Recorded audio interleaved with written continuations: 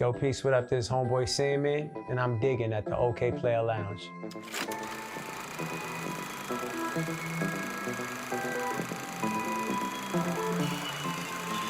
My favorite place to discover music is when people tell me, yo, this is some heat you got to listen to. That's still my #1 way to get music, and the most likely I am to check it, you know? These days they got a lot of the algorithms popping too. You know, I'll check out the Discover Weekly on Spotify for sure, you know what I'm saying? And, you know, they still haven't got me all the way right. I look forward to that Discover Weekly.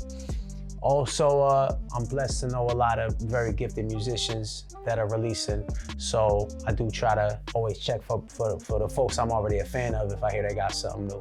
But I would say that those are probably the top 3 ways of getting up on new jams. The first two I'm pulling out for potentials are Native Tongues, you know what I'm saying? But Native Tongues meant a lot to me. I passed Protect Your Neck. You know, Protect Your Neck is my 6th grade or 7th grade anthem. I can't remember what grade, but might come back to it. You know, I want to see what else is in here. I probably listen to the most music in the house while I'm doing the dishes, you know what I'm saying? Or while my wife and I play chess, you know what I'm saying? We'll throw some jams on. When I'm walking and when I'm always listening to beats and I'm staying creative. So mostly when I'm absorbing other people's music, it's mostly while I'm doing something else. It's like, you know, a multitask type of thing. Well, not even a multitask, just to set the proper mood, you know? A lot of heat that I'm passing up on, but okay, does this have that jam on it?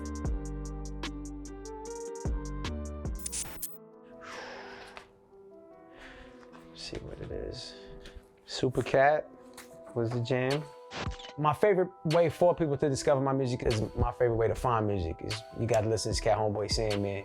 He's getting down for his, you know? But I think that beyond that, you know, probably in the algorithms that, you know, folks got, you know what I'm saying? And they streaming things, you know. I'm happy when cats shoot me photographs of, you know, they saw my record in the store, but probably ain't really too many people buying records they don't know just from seeing them in the store.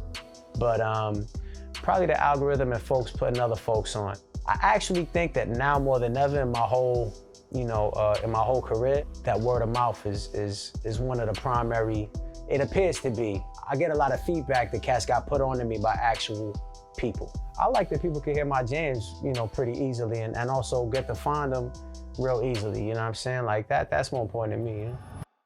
I love dancehall jams. I'm not picking it, but these cats got rhymes and these cats got flows. Like, learn about some flows from these cats. First song I ever danced to with a girl was Murder, She Wrote. You know what I'm saying? Now, I thought I was gonna dance with every girl I ever met after that. That's all I wanna do the rest of my life. Shaka Demus and Pliers, right there. I grew up listening to all different types of music, you know what I'm saying? Like, my parents were very young, so my pops listened to hip-hop records, you know what I'm saying? I pulled out the Grandmaster Flash. He used to tell me don't push me, because I'm close to the edge when I used to start acting out of line. My Aunt Lily, my father's younger sister, she was the first to put me on the KRS-One. She was the first to put me on the Boogie Down Productions, first to put me on the Big Daddy Kane, you know? At the same time, there's a lot of salsa, a lot of merengue in my house. The part of Queens I grew up was very, very diverse. A lot of freestyle music, Lisa, you know, like there was all different types of jams, you know? I listened to a lot of jazz music, you know what I'm saying? My Uncle Sam played the saxophone, so there was a lot of Charlie Parker, a lot of Coltrane, a lot of Dexter Gordon, a lot of Dave Brubeck Quartet in my house, you know what I'm saying? There was a lot of Stevie Wonder, there was a lot of soul, mad soul in my house, a lot of Shaka Khan in my house, you know what I'm saying? At the same time, like my pops was running like Portishead, you know what I'm saying? Like all different types of cuts. So hip hop was one of like, I don't even know how many segments of music that I was initially, you know, submerged in, you know? Psh, easy. That was Stevie Wonder, Talking Book. I love Stevie. To me, that's the GOAT, Stevie Wonder. I got to meet him. DJ Spinner introduced me to him. I got a picture of me, Stevie Wonder, and my sister, and I would show it to the camera, but I just got a new phone. Accidentally deleted all the pictures of my old phone. Thought they had switched over, whatever. Stevie, my old-time cat, you know? This is the Outkast joint I just picked up. You know, this sound was fantastic. I mean, Return of the G was crazy. What's it? There's a fine line between love and hate joint. What's that one called? Synthesizes the jam. Liberation with CeeLo on it.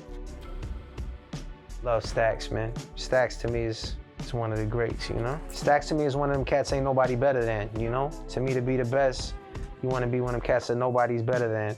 He's one of them. What is your favorite album artwork? The first one that comes to my mind is the Most Def Black on Both Sides. Like it's a close-up of it, like it's a real close-up of his face and it's like nothing else, you know what I'm saying? On the back, it's just the back of his head, you know what I'm saying? And the symbolism of like, what I want you to see is me. That was the symbolism that came through when I first saw that, because I was waiting for the Most record to come out. And when I saw that, and it wasn't a whole lot of different colors or, you know, paint or whatever graphics, you know what I'm saying? It was just like, you're 2 inches away from my face. This is me. This is the details of my face, you know what I'm saying? Like, I like that symbolism. Joe Scott, this is the jam. Dag, I might have to put that out. That was crazy. I remember when Monica come out, that was pretty fly. Dougie Fresh, crazy. I had the Janet Jackson poster when I was a kid.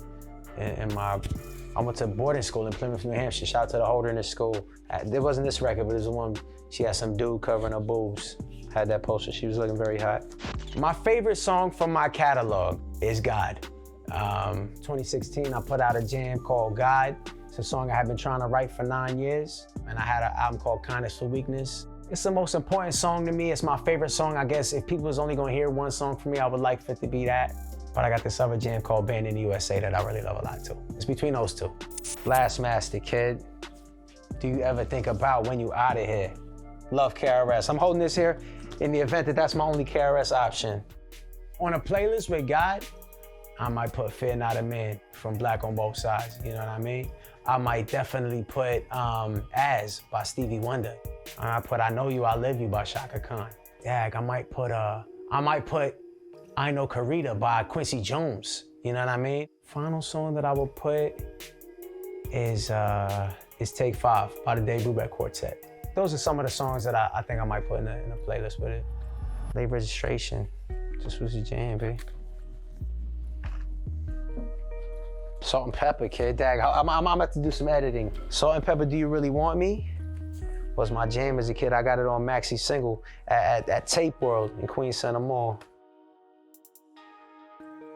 The Wu-Tang Forever joint. Passing up on a lot of great stuff here. What's the last body of work you paid for? I picked up the new Cav and Quelle joint, We're Gonna Need Each Other. I picked that up. I don't know if they put it on streams yet, but at first you had to get it direct from them. I haven't got to listen to it yet, but I picked it up and put it on the side. Oh, easy. Easy. A lot of cats listen to music I would never ever listen to in my whole life. The other day I went to the Fat Beats 30-year anniversary. I only stopped in at the beginning to see J-Live. J-Live put on an amazing set. Did Don't Play, you know, obviously did Bragging Rights, did Them That's Not. He didn't do It's Like This Anna, It's Like That Anna, which is one of my favorite jams from him, but he got a lot of jams. But after that, I dipped out. But that was the last live music that I took in, was that J-Live set. Yo, this is Homeboy Sandman, and I would just like to thank you for watching Diggin.